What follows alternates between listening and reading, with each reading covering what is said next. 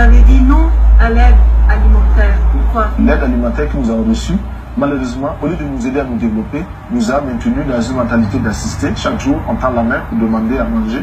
Ça, c'est mauvais.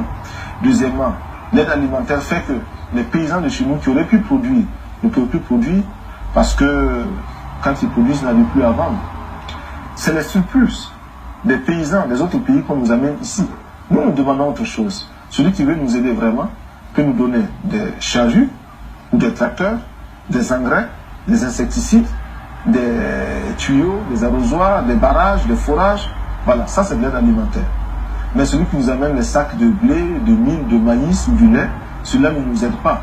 Il nous gave, comme on gave les soirs, et on peut pouvoir vendre l'oie pour qu'elle soit lourde, qu'on puisse la vendre. Ça, c'est pas nous qui cherchent leur argent, qui cherchent. Ce n'est pas l'aide, ça.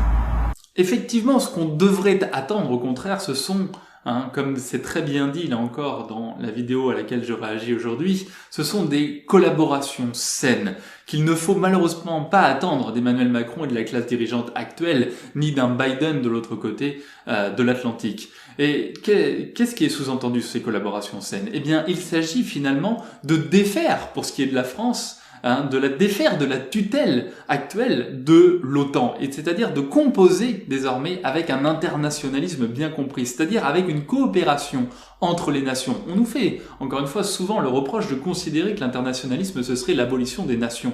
C'est tout l'inverse. L'internationalisme n'est pas un antinationalisme ou un anationalisme, d'accord? C'est-à-dire l'absence de nations. C'est la compréhension des nations dans une coopération à échelle internationale. Internationalisme veut bien dire entre les nations. Et encore une fois, comme je l'ai souvent signalé, l'internationalisme est non seulement une doctrine politique, mais c'est aussi une tactique. C'est-à-dire que les grands enjeux géopolitiques ont un impact sur la vie des nations. Qu'on ne prenne que pour exemple historique la présence ou non de l'URSS. L'effondrement de l'URSS a joué stratégiquement en défaveur à l'égard justement des intérêts de la France. Des choses que le général de Gaulle, par exemple, qui n'était pas un fiefé marxiste, avait très bien compris dès le départ à la sortie de la Seconde Guerre mondiale notamment.